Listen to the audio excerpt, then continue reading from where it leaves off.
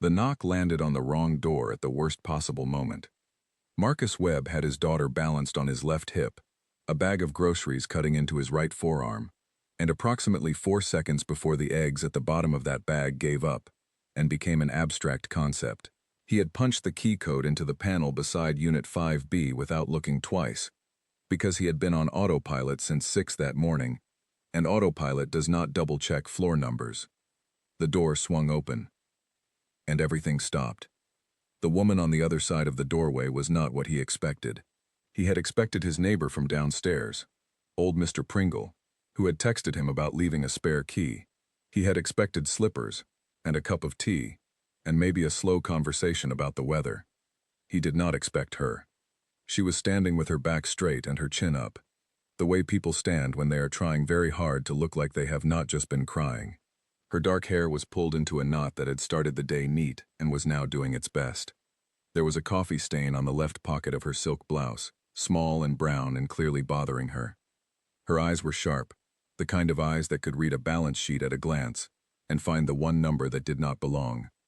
Those eyes landed on Marcus, then on Lily, then on the bag of groceries, specifically on the eggs now making a quiet, irreversible break for freedom at the bottom of it.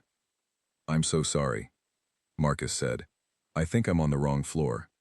She said nothing. 1 second, 2 seconds, the eggs shifted. "Please forget what you just saw." Marcus blinked. He had not technically seen anything. He had seen her, just her, in a doorway, on a Thursday evening, looking like someone who had been carrying something very heavy for a very long time and had only just noticed how tired her arms were. He backed away. He apologized again. He found the stairwell, went down 1 floor, delivered his groceries to Mr. Pringle, and stood in the hallway outside his own apartment for longer than he would like to admit. His daughter looked up at him from his hip. She was 7 years old, and she noticed everything. "Daddy," Lily said. "That lady looked sad." "I know," he said. "Why?" "I don't know, Bug." Lily considered this with the gravity she applied to all important questions. "We should bring her a drawing." "Let's not do that right now." "Okay. Later, though." He was not going to win this. He had not won a single argument with Lily since she turned 5 and discovered she had opinions. He unlocked their apartment, set her down, watched her run for Gerald's cage in the corner of the living room, and stood in his kitchen for a moment, doing what he always did at the end of a long day. He stood very still and waited for the noise in his head to settle. Marcus Webb was 38 years old. He was not, by any dramatic measure, a man in crisis. He had a job, a daughter, and an apartment on the 4th floor of the Renfield Towers in a decent part of the city. He had a routine, and the routine worked, and working was all it needed to do. He was not looking for anything beyond what was already in front of him. He told himself that regularly. He made dinner. He gave Lily a bath. He read her 2 chapters of the book they were working through together, one about a girl who discovers her grandmother is secretly a lighthouse keeper, and he did all the voices Lily required him to do. He tucked her in. He stood in the doorway of her room for the 30 seconds he allowed himself every night to simply look at her. This small, specific, completely impossible person he had somehow been trusted with. Then he went to the kitchen, sat down, and did not think about the woman on the 5th floor. He did a thorough job of not thinking about her. In the morning, the elevator was broken. This was not new. The elevator in Building C of the Renfield Towers had been staging a slow protest against existence for the past 11 days. The maintenance notice on the door read, "Expected repair. Soon," in the handwriting of a man who had given up on timelines. Marcus took the stairs, which meant Lily on his back for the first 2 flights, because she had decided stairs were for pirates, and she was not a pirate today. She was a marine biologist, and marine biologists took the elevator. He got her to school. He got himself to work. He came back in the evening with more groceries, took the stairs again, and ran directly into the woman from 5B in the lobby. She was in a different blouse. No coffee stain this time. Her hair was smooth. She had a phone pressed to her ear, and a look on her face that suggested whoever was speaking was saying something she had already heard 3 times, and found wrong all 3 times. She saw him.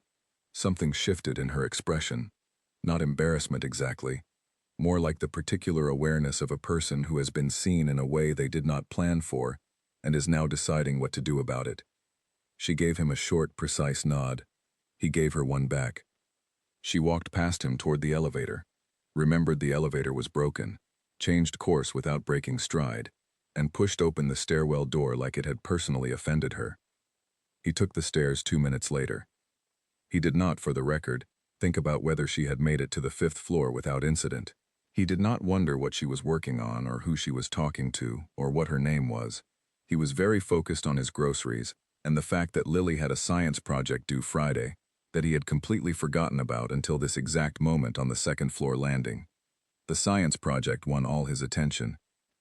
It won his attention for approximately 48 hours, during which time Marcus sourced a cardboard display board, 3 different colored markers, an inexplicable amount of cotton balls, and enough factual information about the water cycle to qualify Lily for a conversation with a meteorologist. The project was completed. It was not beautiful. It was enthusiastic. Lily took it to school on Friday and came back with a gold star sticker and the information that her friend Clara had cried because her own project had fallen apart in the car. "I shared my cotton clouds with her," Lily announced. "That was very kind. She said mine was better, but she was just being nice. She was being a good friend." "Yeah." Lily sat down and began removing her shoes with the focused effort of someone diffusing something. "Daddy, does the sad lady upstairs have a little girl?" He was at the sink, rinsing out the lunch containers. He turned off the tap. "I don't know," he said. "I don't really know her. She doesn't have any drawings on her door." He turned back to the sink. "Not everyone puts drawings on their door." "We do. We have an artist in the house."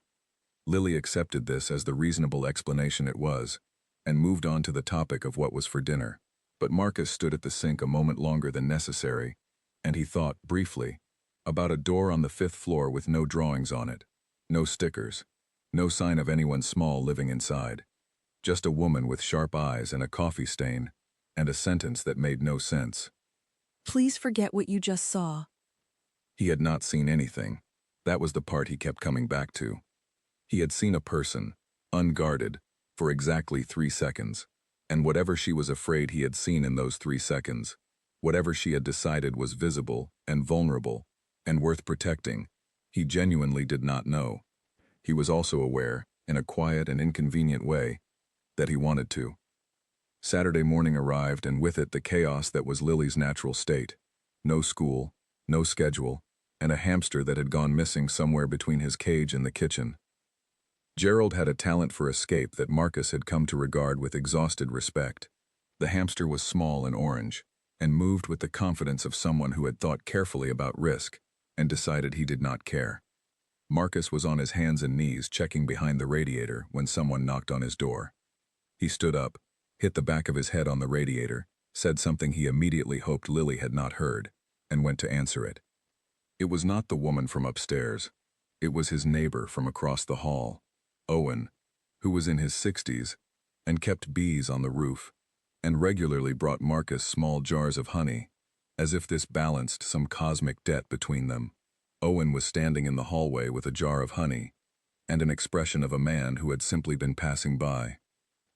"She moved in 3 months ago," Owen said, without any greeting. "The one upstairs, Diana Cho, works all hours. I hear her on the phone before sunrise sometimes." Marcus stared at him. "I didn't ask." "No," Owen agreed pleasantly. "You didn't." He held out the honey. "Rosemary blend. Good on toast." He left. Marcus stood in his doorway with a jar of rosemary honey and the name Diana Cho, and the quiet, specific feeling of a man who had been trying very hard not to be curious and had just been outmaneuvered by a beekeeper. Diana Cho. He put the honey on the counter. He went back to looking for Gerald. Gerald was eventually found behind a kitchen cabinet, unhurt, unbothered, and apparently having had a genuinely lovely time. Lily sat on the kitchen floor with the hamster in her lap and looked up at her father with complete seriousness. "Gerald says he just needed some space," she said. "Gerald is grounded," Marcus said. "Hamsters can't be grounded, Daddy. Watch me." Lily laughed. It was the best sound in any room it entered. Marcus crouched down beside her, scratched Gerald briefly behind the ear to signal that the grudge was not permanent, and looked at his daughter in the afternoon light coming through the kitchen window. He was fine. He was doing fine. The elevator was still broken.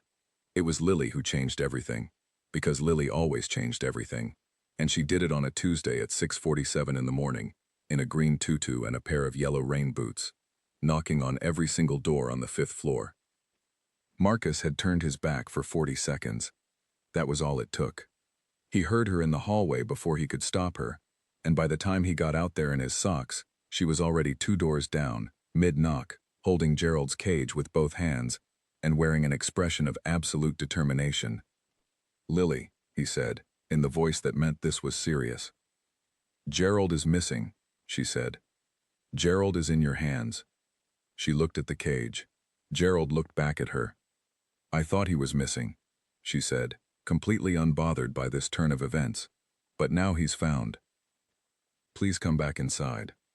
"I already knocked," she said, and pointed at door 5B. Marcus looked at the door. The door opened.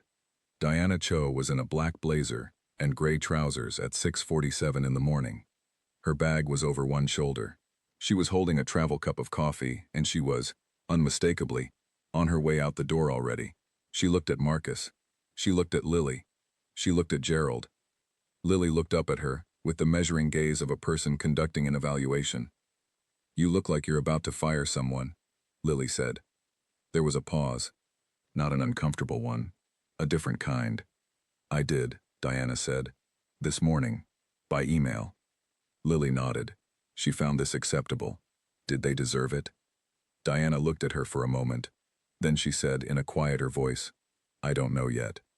It was the most honest thing Marcus had heard anyone say in a long time. He stepped forward and began the apology, the full version, complete with explanation and acknowledgement of the early hour and the general situation involving a hamster and a tutu. Diana held up one hand, not unkindly. She looked at Lily again, briefly, and something crossed her face that was not quite a smile but was related to one. She had not seen Gerald. She was already late. She left.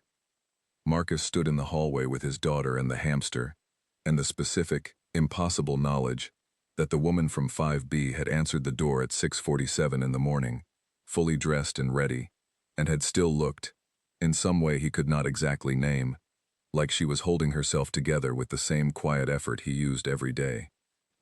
"She's nice," Lily said. "You don't know that yet." "I know," Lily said, with absolute confidence. "Gerald likes her." Marcus looked at the hamster, who was running on his wheel and clearly not forming opinions about anyone. "Let's go have breakfast," he said. "Can we leave her a drawing?" He looked at door 5B. He thought about a woman who said she had fired someone by email before 7 in the morning, and then said she did not know if they deserved it. "Yeah," he said. "We can leave a drawing." It was the first small thing. It was also, looking back, the first deliberate thing. That was the morning everything started, slowly, quietly, without any announcement at all. Diana Cho had not planned on neighbors. This was not something she would have said out loud, because it sounds unkind, and she was not an unkind person.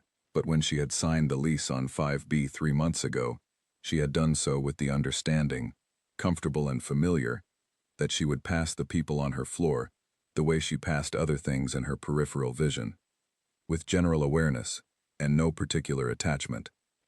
She had not planned on a child in a tutu conducting hamster searches at dawn. She had not planned on a man who looked at her like she was a sentence he was trying to read in dim light, not intrusively, not with pressure, but with the kind of attention that sees rather than stares. She had not planned on any of it. She had planned on the company. The company was the plan. It always had been. Harlow Capital had 114 employees, 3 satellite offices, and a reputation in the private equity world that Diana had built, with her own hands, over the past 6 years. She had started it in a rented office space, not much bigger than her current kitchen, with a second-hand desk and a business plan she had rewritten 17 times, and the particular motivation of a person with something to prove, and no one left to prove it to. The motivation had not gone away. She sometimes thought this was the most useful and most damaging thing about her. She was on the phone by 5:30 every morning. She was in the office by 8. She was back in the apartment by 9 or 10 at night, sometimes later, sometimes with work that followed her home, and sat at the kitchen table with her like an uninvited guest who made himself comfortable and showed no signs of leaving. She ate well enough. She slept in blocks. She had friends, real ones, a small number, who called when they thought of her and did not take it personally when she answered on the third or fourth ring. She was fine. She had been fine. Then she had opened the door on a Thursday evening and found a man she did not know standing there with a little girl and a bag of groceries and a look on his face that was so genuinely, specifically, not expecting her that it had knocked something loose in her chest in a way she could not immediately account for. She had said the first thing that came to mind. Please forget what you just saw. And she had meant it, not because she was ashamed, not because there was anything she needed to hide, but because being seen in an unguarded moment by a stranger felt like a category of exposure she had not agreed to. She thought about this, occasionally, in the following days, more than she intended to. She saw him in the lobby twice. She saw him at the mailboxes once, on a Saturday morning, in a worn-in gray jacket, standing with a small stack of envelopes, and the expression of a man doing simple tasks, with complete commitment. He had nodded at her both times, short and without expectation. She found this unexpectedly comfortable. People usually expected something. Even a nod, from most people, came with a small invoice attached. His did not. She did not ask Owen about him, because she was not the kind of person who asked neighbors about other neighbors. Owen volunteered the information anyway, because Owen was Owen, and Owen had decided in some private capacity that he was the unofficial social director of the 5th floor, and the 4th floor, and possibly the whole building. Marcus Webb, Owen told her over a small jar of lavender honey, that he pressed into her hand one morning without context. 4th floor, single father. Good man. Doesn't say much, but when he does, it's worth hearing. She took the honey, because it seemed rude not to. I didn't ask, she said. No, Owen agreed. You're welcome. She put the honey in her kitchen cabinet and looked at it for a moment. Marcus Webb. She went to work. The morning the little girl had knocked on her door changed something, though Diana would not have called it changing. She would have called it a slight adjustment in the data she was working with. The child was extraordinary. She had looked up at Diana with no shyness and no performance, just direct, clear attention, and made an observation that was accurate, and then asked a question that was also accurate, and received an honest answer and accepted it with a nod that somehow felt like more than an adult's formal agreement would have. Diana had told a 7-year-old in a tutu that she did not know if she had made the right call, and the 7-year-old had looked at her like this was a perfectly reasonable thing to admit. She thought about that on the train to work. She thought about it briefly, and then put it away, because the 8 o'clock call was coming up, and there was a presentation to review and 3 decisions to make before noon that required her full attention.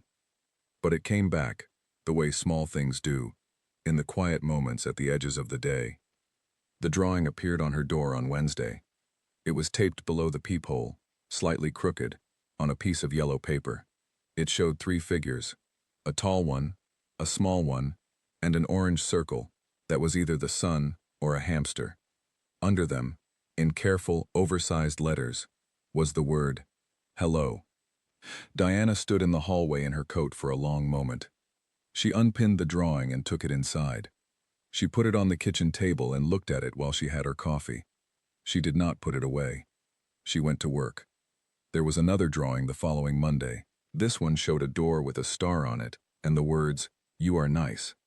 The handwriting was Lily's, clearly, but the star had been colored in with a precision that suggested the involvement of a parent who had been handed a crayon and directed. She took that one inside too. They went on the kitchen table, beside the first one. She did not know what to do with the feeling they gave her, so she went back to the spreadsheet she had been working on and did not try to name it. Some things resisted naming. She had learned to let them sit. On Thursday, she ran into Marcus in the stairwell. He was on his way up. She was on her way down. The stairwell in Building C was not built for comfort, being narrow and fluorescent lit, and smelling faintly of cleaning product, but it had become, by necessity, the main route of travel for the entire building, in the absence of a functioning elevator. She had a bag over one shoulder. He had a paper bag of takeout in one hand, and his phone in the other, and he looked up when he heard her coming, and moved to the right to let her pass. She stopped. She did not fully understand why she stopped. "Your daughter leaves very good drawings," she said. He looked at her.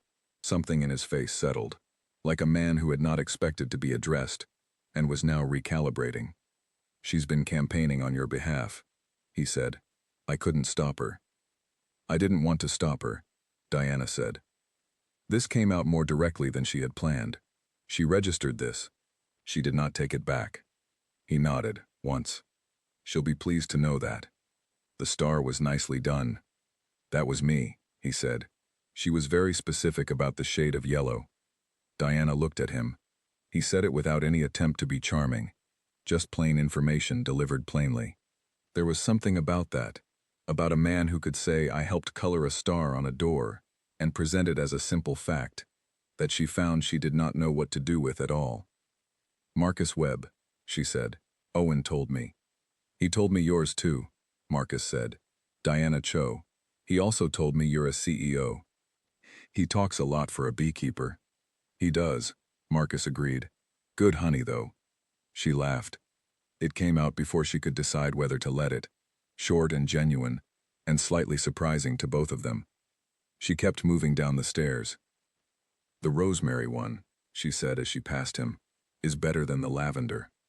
"I'll tell him," Marcus said, and she could hear, without looking back, that he was not quite not smiling. She walked out of the building into the evening air, and stood on the pavement for a second, recalibrating. She was fine. She was definitely fine. She took out her phone and answered the email from her operations director that had been waiting for 40 minutes, and thought about nothing but work for the rest of the evening. She thought about nothing else at all. She was very thorough about it. And then the pipe burst. It happened at 2 in the morning on a Thursday in November, and it happened without any warning beyond a sound like the building itself exhaling something it had been holding too long. Marcus was awake when it happened, which was not unusual.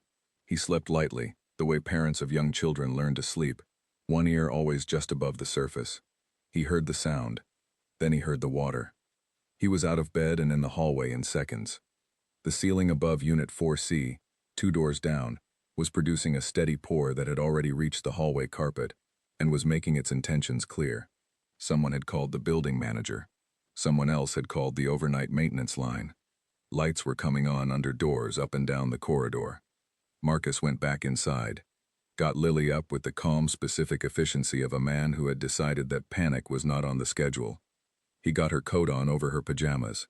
He got her shoes, her stuffed rabbit named Professor, and Gerald's cage. He took his own bag, which he packed in about 90 seconds, and would later find contained, among other things, a spatula. He had no memory of packing the spatula. He did not have time to question it. In the hallway, people were grouping uncertainly.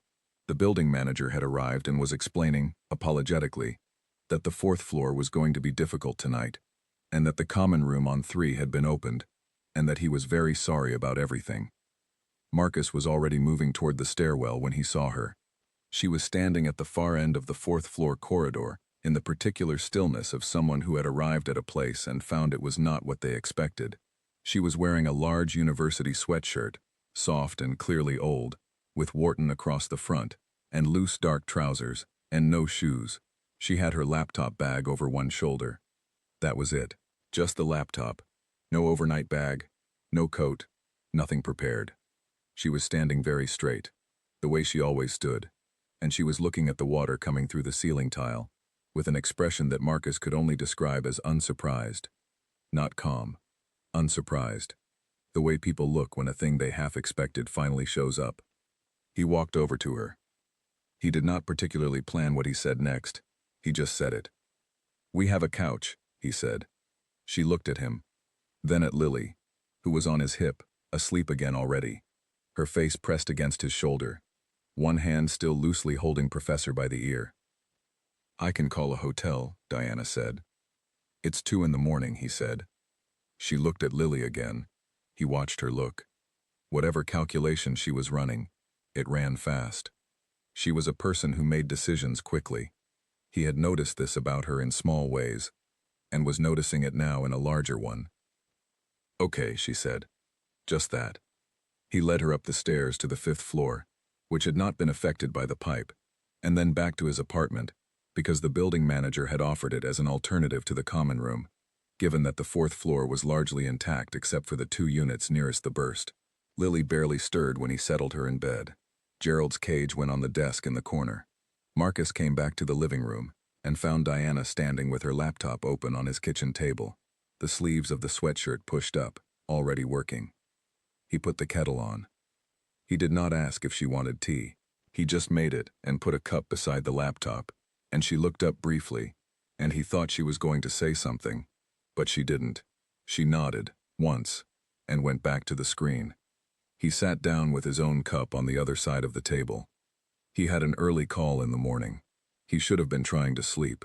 Instead, he sat in his kitchen at 2 in the morning with a woman he barely knew, who was typing quietly and drinking her tea in small regular intervals, and he thought about how strange it was that this was, somehow, the least tense he had felt in an evening, in longer than he could easily measure. The city outside was quiet. Gerald ran intermittent laps on his wheel. Lily was asleep behind a closed door. They sat like that for almost 2 hours. At 4 in the morning, Diana closed the laptop. She sat back in the chair. She looked at the ceiling for a moment, then at the kitchen table, then at her tea, which had gone cold. She did not look at him, not right away. "I built the company after my marriage ended," she said. 6 years ago." He said nothing. He waited. "People always say that like it means I was strong," she said. "Like I got up off the floor and built something. Which is a good story. But it wasn't like that.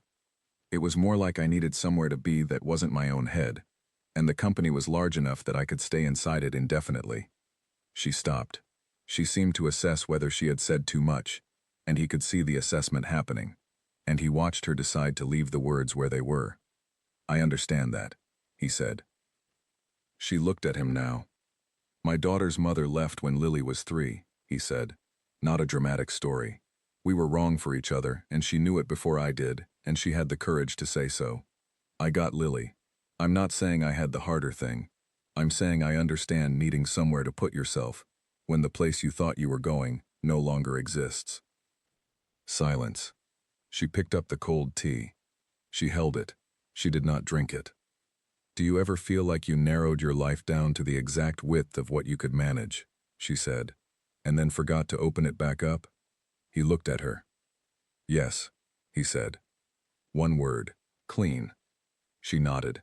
She put the cold cup down. "I should let you sleep," she said. "Probably," he agreed. She took her laptop back to the couch, and he went to bed and lay in the dark for a while, and he did not analyze what had just happened, or try to put it into a category. He was tired of categories. He was also, for reasons he did not fully examine, not tired at all. Lily had decided. That was the thing about Lily Webb that Marcus had learned to respect and occasionally dread. When she decided something, the decision was complete before anyone else in the room had been consulted, and arguing with it was roughly as effective as arguing with the weather.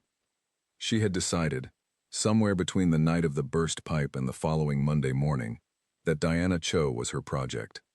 Marcus found out about the full scope of this project on a Friday afternoon, when Lily explained it to him on the walk home from school, with the brisk efficiency of someone delivering a status report. "I'm leaving things on her door," Lily said, "on a schedule." "What kind of schedule?" "Mondays are drawings. Wednesdays are snacks. Fridays I haven't decided yet." Marcus looked at his daughter. "Did you think of this yourself?" "Gerald helped," she said. He looked at Gerald, who was traveling in the small carrier bag Lily had insisted on bringing that day. Gerald was not visibly contributing. "Lily," Marcus said, "Diana is a very busy person. She might not always have time to." "She keeps all the drawings," Lily said. "I saw through the door when she answered. The table. She puts them on the table. Marcus was quiet for a moment. "You're very observant," he said. "I know," she said, as if this had never been in question. The project continued. Monday drawings went up under the peephole on 5B, taped carefully, slightly crooked because Lily believed that perfect straightness was for people who were nervous. Wednesday snacks appeared in small bags, hand-selected by Lily with the seriousness of a person curating an important collection. A small bag of crackers, a piece of fruit wrapped in a paper towel. Once, memorably, 3 squares of chocolate that Lily had saved from her own lunch, which Marcus only discovered later and found difficult to think about without something shifting quietly in his chest. Diana received all of it. She texted Marcus about it twice. "The first time, about 3 weeks into the project, your daughter left a carrot outside my door this morning. I don't know if it was for me or for the hamster." He typed back, "Probably both. She's hedging." A pause.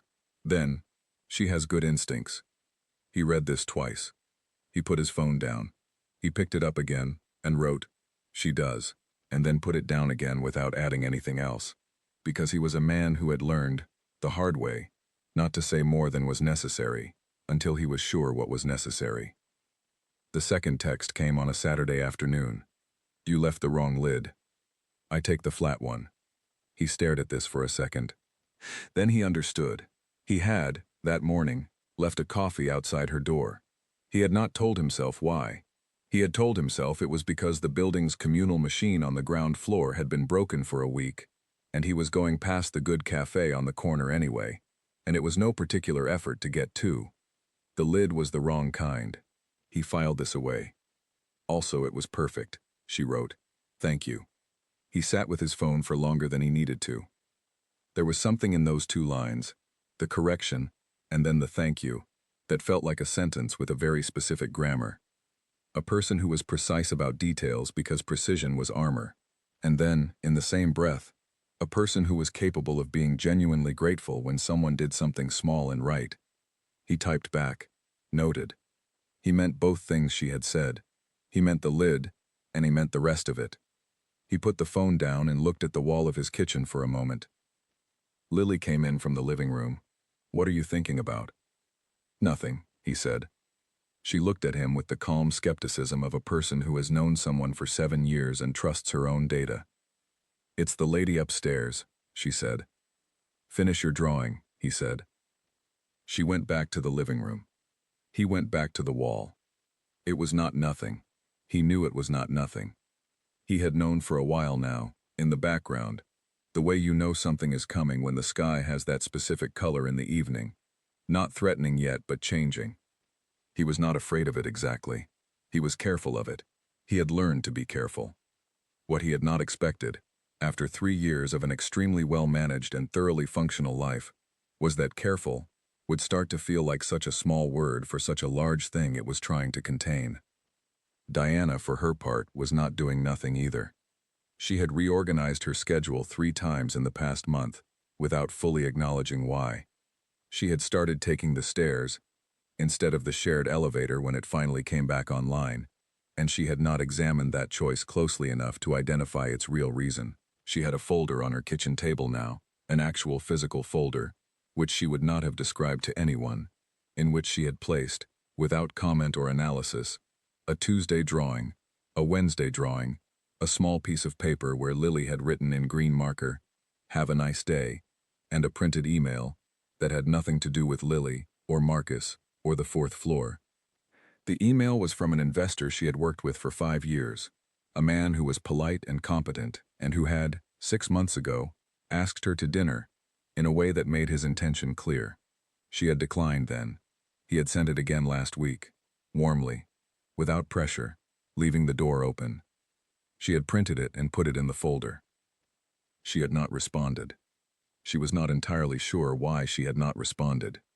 She told herself she was busy, which was true. She told herself the timing was wrong, which was also true. She did not tell herself the other thing, the small and inconvenient and very specific thing, because she was a person who dealt in what was confirmed, not what was suspected. She knew, though. She had known since the night of the burst pipe, sitting at a stranger's kitchen table at 4 in the morning saying things she did not plan to say, and feeling, for the first time in longer than she could easily measure, that the specific weight she carried everywhere had been, for one small hour, set down on the table between 2 cups of tea. She had known since the morning she found the coffee outside her door and stood in the hallway in her coat holding it, and the lid was wrong but everything else about it was exactly right. She put the printed email in the folder and closed the folder. She went back to work. And she did not respond to the investor. Not that day. Not the day after. Not at all. Lily was the one who said it first, because she was always the one who said the thing first, and she said it simply, the way children say the true things, without decoration or strategy. She said it on a Sunday afternoon in early December, sitting at the kitchen table working on a drawing for Diana's door, her tongue slightly out with concentration, her markers arranged by color in a line she had established as the correct order and would not tolerate being changed. "Daddy," she said, without looking up, "you should ask Diana to dinner." Marcus was standing at the counter making sandwiches. He stopped. "What?" "Dinner," Lily said. "You cook. She's alone up there. It's simple." "It's not that simple, Bug." "Why?" He opened his mouth. He closed it. He thought about several reasonable adult answers to this question. He thought about timing and complexity, and the general wisdom of not disturbing something that was working. "It's complicated," he said. Lily looked up at him with the patient expression of someone who has heard the word complicated used as an excuse and has made peace with not accepting it. "Complicated," she said, "is just scared in a longer word." She went back to her drawing. Marcus stood at the counter with a knife and a loaf of bread and the specific silence of a man who has just been correctly identified by his 7-year-old. He stood there for a while. Then he made the sandwiches. Then, at about 4 o'clock, while Lily was occupied with Gerald and a cardboard tube she had decided was a tunnel, he stood in his kitchen and looked at his phone for approximately 3 minutes. Then he typed, "Lily is at her grandmother's next Saturday. I made too much pasta. Not a date. Just pasta if you want it." He sent it before he could edit it. He immediately considered the possibility that he should have edited it. The typing indicator appeared after a moment. "That," she wrote, "is the worst invitation I have ever received." He read this and felt something between relief and laughter. "Is that a no?" he typed. Another pause. "That's a yes," she wrote. 7? 7, he wrote. He put the phone face down on the counter and stood in his kitchen and breathed. Lily appeared in the doorway with Gerald on her shoulder and looked at her father with the comprehensive gaze of a child who has just witnessed a development she predicted. "You asked her," she said. "I asked her," he said. "What did she say?" "She said yes." Lily nodded, the nod of a person whose forecast has been confirmed. "I knew she would." "Of course you did." Gerald knew too. "Gerald is very wise," Marcus said. "He's also still grounded." Saturday arrived with the particular atmosphere of a day that knows it means something. Marcus cleaned the apartment with a thoroughness he normally reserved for Lily's birthday parties and inspections. He cooked, because he could cook. Actually cook. Not the functional weeknight version, but the kind that required the good pot and the herbs from the windowsill. He made pasta. He also made a salad. He set the table properly, which Lily would have noted with approval if she had been there. The apartment was, for the first time in a long while, perfectly quiet. He stood in the kitchen at 10 to 7 and looked at what he had done and thought about what he had done and felt the full weight of it settle on him, not heavily, more like water finding its level. He had not done this in 4 years. Not like this. Not intentionally. He had dated, in a limited and disorganized way, in the first year after Lily's mother had gone. Nothing that became anything. Nothing that he had particularly wanted to become anything. He had been in survival mode then, learning how to be one person doing 2 people's work. And there was no room in survival mode for the kind of attention that a real thing requires. He had come out of survival mode somewhere around Lily's 5th birthday, when she had stood up on the couch to give a speech at her own party, and thanked everyone by name, including Gerald, including his neighbor across the hall, including a fictional character from her favorite book, And Marcus had sat in the corner of the room and laughed until he had to wipe his eyes, and thought, "We are going to be okay. We already are." He had been okay since then. He had been more than okay. He had just been okay alone. The knock came at exactly 7, because she was a person who arrived exactly when she said she would. He opened the door. She was in dark trousers and a simple navy top, and she was carrying a bag with not one bottle of wine but 3. A white, a red, and a rosé, all 3 together, and she was holding them with the slightly braced expression of a person who made a decision fast and is now committed to it. "I didn't know which," she said. "Which what?" "Which wine? You didn't specify." He looked at the 3 bottles. He looked at her face, which was carefully neutral, but not entirely successful at it. "All 3 is a solid choice," he said. "It's an unhinged choice," she said. "I'm aware." He stepped back to let her in. She walked into his apartment and looked around the way she always looked at things, taking it in properly, not quickly. She saw the table, which was set. She saw the kitchen, which was warm and smelled like garlic and something slow-cooked and good. She saw the drawings on the fridge, lilies, a long, colorful row of them. She saw the one in the center, which was a drawing of 3 people and a hamster, and had family written across the top in big green letters. She stood in front of it for a moment. Marcus said nothing. He opened the white wine. She sat down at the table, and he put a glass in front of her, and they ate. And the food was good, and the wine was good, and outside the window, the city moved through its Saturday evening in its own steady current. They did not talk about work. They did not talk about the burst pipe, or the elevator, or the stairwell. They talked about other things, simple things, the way you do when you are with someone and the subject matter is not the point, when the actual point is just the fact of being there together.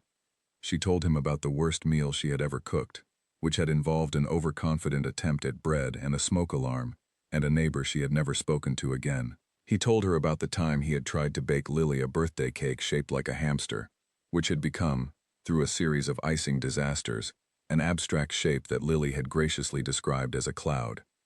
Diana laughed at that, a real laugh, her whole face in it, and it landed in the room the way real laughter does, like something opening. Later, after the pasta and most of the white wine and a reasonable incursion into the red, they were sitting across from each other, with the relaxed ease of people who have let the hour get late on purpose, and she put her glass down and looked at the table. "I'm not good at this," she said. "Neither am I. I mean, I'm genuinely not good at it," she said. "Not in a humble way, in an actual way. I haven't done anything that felt like this in a long time, and I find that I don't know what to do with my hands." He looked at her hands, which were around her glass, composed and still. "Your hands look fine," he said. "They're compensating," she said. He was quiet for a moment. "I don't know what I'm doing either," he said. "I know I wanted to cook dinner. I know I've been wanting to for a while. I know that whenever you walk out of the building or up the stairs or past me in the lobby, I think something that I then don't do anything about, which is a habit I'm trying to examine." She looked at him. "What kind of something?" she said. "The kind that suggests I'd like more of this," he said. "Whatever this is." Silence. Not uncomfortable. The kind of silence that is actually quite full. "I kept all of Lily's drawings," she said. "Every one. I have a folder." "I know." "You know?" "She told me she saw them on your table through the door." Diana looked at the ceiling briefly. Of course she did. She was very pleased about it.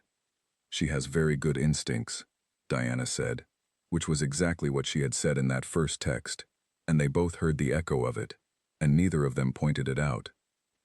"She told me to ask you to dinner," Marcus said, "weeks ago. And you waited. I was being careful." She was quiet for a moment. She looked at him with those sharp, clear eyes that could find the one number in a column that did not belong. "What changed?" she said. He thought about Lily at the kitchen table with her markers, not looking up, saying complicated is just scared in a longer word, with the complete authority of a person who had thought about it once and was done. "My daughter told me that careful was just another word for something else," he said. Diana said nothing for a long moment. "She's 7. she said. "She's very advanced." Another silence. Then she picked up her glass and leaned back in her chair, and looked at him with something that was not quite a smile, but was, at this point, very close to its final form. "I don't know how to do this," she said. "I mean that. I don't have a roadmap for it." "Neither do I. We'd be figuring it out." "Yes. That's not usually how I operate," she said. "I like to know the variables." "The variables are pasta, and two people who don't know what they're doing," he said. "That's about all I've got." She looked at him. "That's actually enough," she said. Outside, the city moved. Inside, the candle Marcus had lit and then felt self-conscious about was burning steadily in the center of the table. 3 wine bottles stood in a small, improbable row, which was, now that the evening had come to this particular point, entirely the right number. He did not tell her he was falling for her. She did not tell him she had kept every drawing and read every one of Lily's careful, earnest letters twice, and that there had been a Tuesday morning when she had stood in her hallway holding a small bag of crackers left outside her door and felt something in her chest that she had not known was missing until that moment. They both knew. They sat at the kitchen table in a city going quiet around them, and the thing between them settled like something that had been looking for its place and had, without ceremony or announcement, finally found it. The door, this time, he had opened on purpose, and this time she had walked through it. And neither of them was going to forget what they saw.